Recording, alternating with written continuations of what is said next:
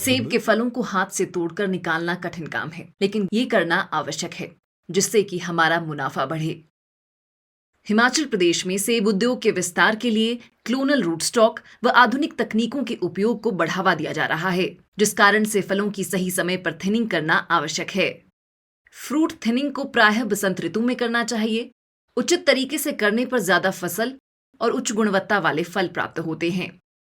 नए पौधों में अधिक कैनोपी विस्तार होता है, जिससे कुल पैदावार अधिक होगी। ये सेब का पौधा 5 वर्ष का है। इस पौधे पर कितने फल होने चाहिए, ये निर्धारित करने के 2 तरीके हैं।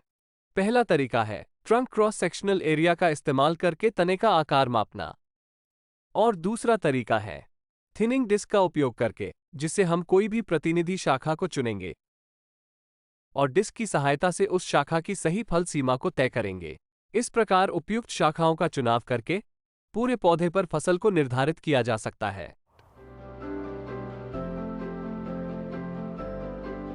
हम तने के क्रॉस सेक्शनल एरिया को वर्नियर कैलिपर और कैलकुलेटर की सहायता से माप सकते हैं। तने के क्रॉस सेक्शन क्षेत्र को मापना हम यूनियन से 20 सेंटीमीटर ऊपर मापते हैं और व्यास को सेंटीमीटर में दर्ज करें। त्रिज्या को ज्ञात करें जो कि व्यास का आधा होगी। इस उदाहरण में ट्रंक का व्यास 3 सेंटीमीटर है, इसलिए त्रिज्या 1.5 सेंटीमीटर होगी। तो हम वृत्त के क्षेत्रफल का उपयोग करते हैं जो है पाई आर स्क्वायर। पाई यानी 3.14, आर स्क्वायर यानी त्रिज्या वर्ग। इसलिए हम 3.14 गुणा 1.5 गुणा 1.5 यानी 7 होता है। इसलिए इस तने का क्रॉस सेक्शन एरिया 7 वर्ग सेंटीमीटर है। अगला कारक फसल भार के लिए लागू होता है, जो 6 फल प्रति क्रॉस सेक्शन एरिया है, और इस मामले में क्रॉस सेक्शन एरिया 7 वर्ग सेंटीमीटर है। ये जानने के लिए कि हमारे उदाहरण इसमें कितने सेब एक पेड़ में होने चाहिए, वांछित सेबों की संख्या 6 गुणा 7 यानी 42 है। इस विधि को बगीचे में कई पौधों के साथ दोहराएं ताकि प्रति पौधा फलों की संख्या का एक अच्छा अनुमान मिल जाए।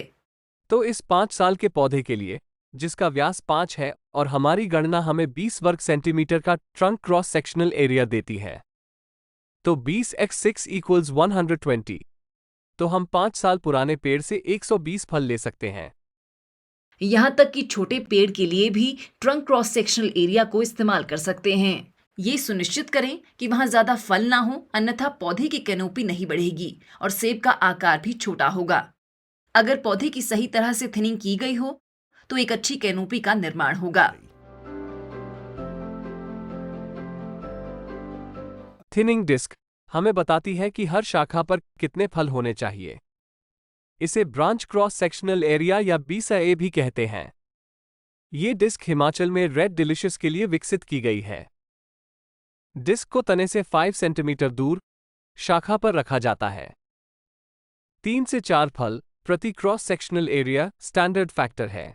डिस्क से हमें पता चल रहा है कि अच्छी गुणवत्ता व नियमित फलन के लिए इस शाखा पर हमें 15 से 20 फल रखने चाहिए। अगला कदम यह निर्धारित करना है कि हम फलों की किस प्रकार से थिनिंग करें। इसके 2 भाग हैं: प्रति क्लस्टर फलों की संख्या व फलों के बीच की दूरी। हर क्लस्टर में 10 सेंटीमीटर की दूरी पर 2 फल रखें। इसका अनुमानित संख्या के साथ मिलान करें और यदि सही हो तो पूरे पौधे की थिनिंग करें।